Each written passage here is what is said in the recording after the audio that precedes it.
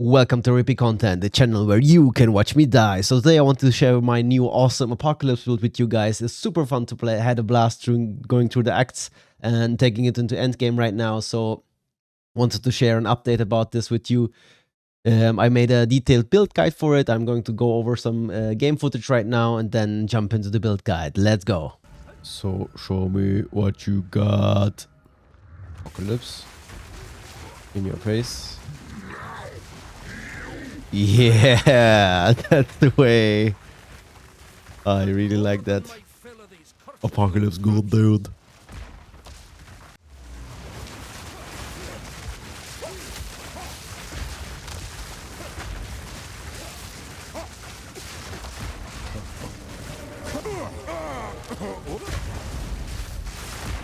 Weakness becomes you.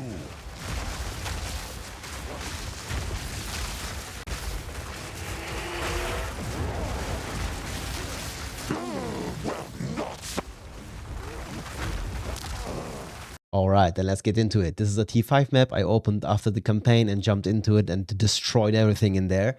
So it's all about this Apocalypse skill. You get it from the second ascendancy of the Shaman, and what it does, it rains meteors from the sky when you have enough glory, and glory you generate by elemental hits on the enemy. As you can see in my skill bar on number 1, I start hitting with spark and it charges up super fast and I can press it, and now these meteors come and destroy everything, and it's super satisfying how they hit. And this glory mechanic just got buffed because previously you could only get glory from 2 seconds from the same enemy, and now we get it from every 0.5 seconds hitting them, which means our glory generation is super fast. I can have perma uptime of this mechanic almost. It just takes 1 or 2 seconds for charging it up. As you can see, I go here into the boss room without any glory, cast my thunderstorm and spark, and it's instantly full. It's like, it's a joke almost, but it's so much fun to play. So you go in, and to utilize this, I decided to go with Spark and Thunderstorm and Entangle. So a lot of hits that hit a lot to generate this kind of fury, this kind of glory. And why that's important, I will show you now in the build guide when I go about the detailed sections of it. Let's jump into it. So let's have a look about the details of this build. I have a written guide for it on Mobalytics. If you want, you can get the link in the description below. There is a leveling section, and I'm going to go over the level 65 mapping version, which you just saw in the videos before. So basically, our main goal is to generate glory for Apocalypse, to have a high uptime with this, which is basically all the time. You just need 1 or 2 seconds to generate your glory, and then you can press it and have a lot of damage in your maps. And in order to do so, we need some skills that hit a lot and fast to generate a lot of glory. And I'm using Thunderstorm, Entangle, and Thrashing Winds for that. And in order for these skills to be elemental damage, we got the ascendancy points of the Shaman with the turning of the seasons, which give us 10% of extra random elemental damage. So every skill we use is going to be helping us to generate this glory. So you don't necessarily have to use elemental skills for that, which is quite fun. Since these are duration skills, you also want to have something to do when they are up, and I chose Spark for it because also Spark hits a lot and hard. So it helps us generate our glory also, while also supporting our single target damage. Speaking of single target, we have elemental weakness to reduce resistances, which also helps us to reduce all elemental resistances, since Apocalypse is going to be hitting all 3 kinds of elemental damage. It has the lightning, cold, and fire. Frost Bomb is used also to reduce elemental resistances on the enemies. To sustain our mana, I'm using Mana Remnants. Mana Remnants is an aura skill that when is a spirit gem, when you use it, every enemy that has an elemental ailment on it has a chance to drop these, and they keep my mana full all the time because they also have the overflow mechanic. Remnants can overflow your mana or any pool you have, which means that they can go above your maximum mana. So basically all the time I'm using mana is from this mana that is above my maximum mana, so I never my mana never goes down in the video as you saw before. And this is particularly useful because then we can utilize support gems like Zenith, which give us extra damage when we are on full mana, 30% more damage in this case, and which comes very in handy without a big downside of these other damage buffing skills. Next utility in our Entangle setup is actually the shock conduction, which allows us guaranteed shocks because Thunderstorm does give the drench mechanic to us, so enemies drench are more prone to shock and freeze. And in this case, when Entangle hits a drenched enemy, it will immediately shock it. And to further buff our shock, we are using Overcharge, which has a downside though.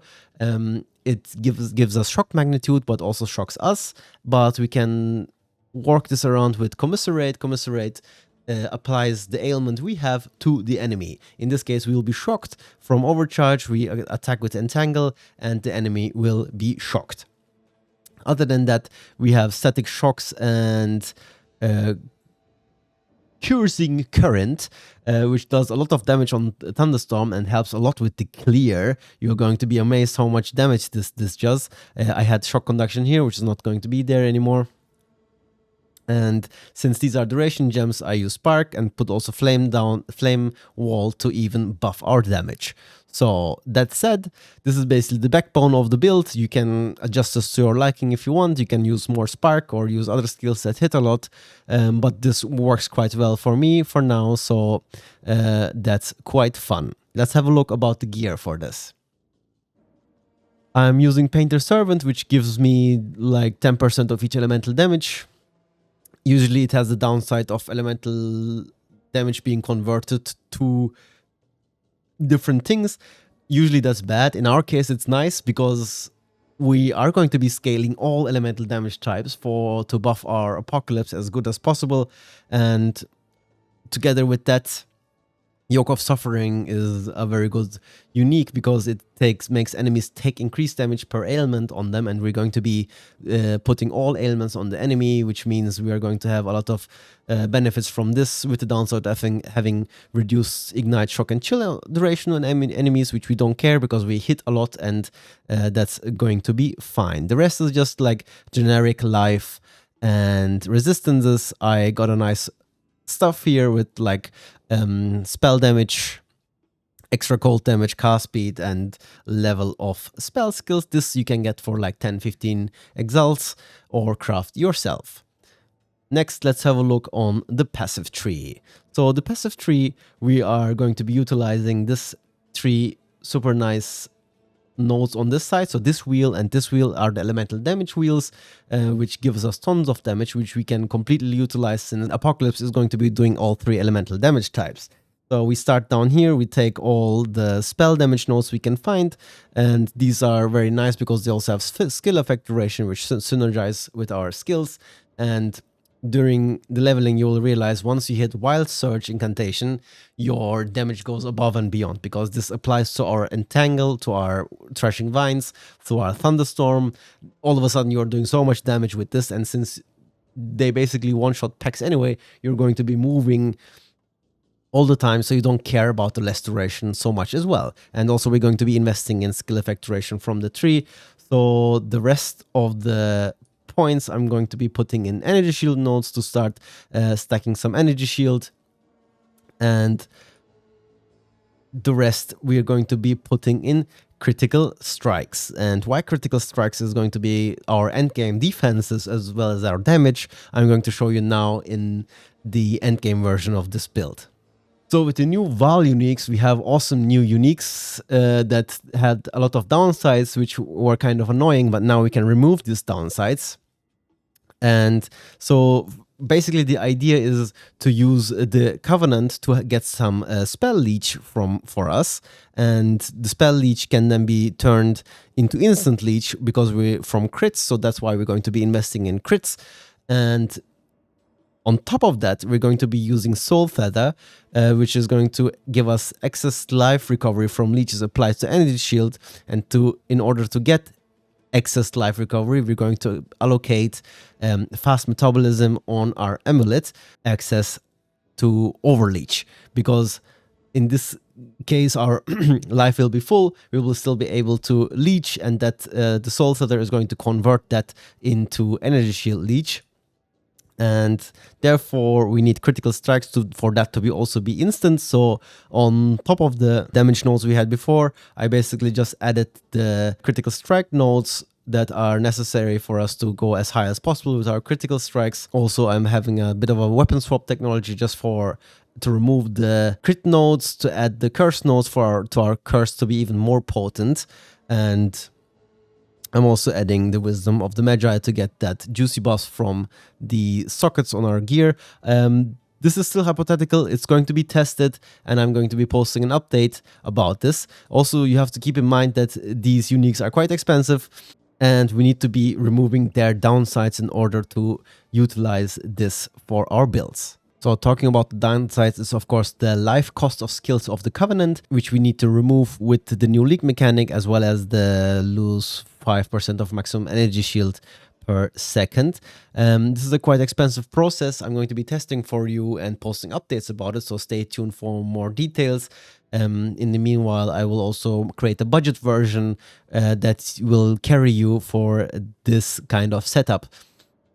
Until now, the level 65 version seems to be steamrolling through the campaign as well as the early maps, and I will post updates about it when I have more news for you. And in the meanwhile, let's have a look on the leveling section. So I put some leveling uniques in here. These are not mandatory. If it's just your second character, you can just put them in and don't care about anything anymore. Basically, you're going to stick along with Volcano and Entangle and use these support gems with it. There's nothing special about them. They do a lot of gem damage already by himself, and since we went all the spell damage nodes, I also went into the elemental section and took Spark and Flame Wall, which is like a classic leveling setup, and Orb of Storms. Once you have Thunderstorm, you can then start dropping Orb of Storms and focus more on that for your first Spirit Gem. You will take Mana Remnants to provide that juicy mana sustain for you, and as you have higher gems, you can then take on Elemental Weakness to even further debuff enemies. The skill tree is also quite forward. In the first levels, you're just going to go this route, take some extra damage, skill effect duration here, a bit of AoE, and you're good to go for your first trial, which is going to give you some extra damage. Once that is done, we have the level 44 version, where you finally get Apawcalpyse, and then you can start blasting for real. I put some support gems in here that are going to help you, and in this moment you can already switch to Thunderstorm, Entangle, and Threshing Winds gameplay, and if you like, you can then add Spark and Flame Wall on top, and this is basically going to carry you through the acts.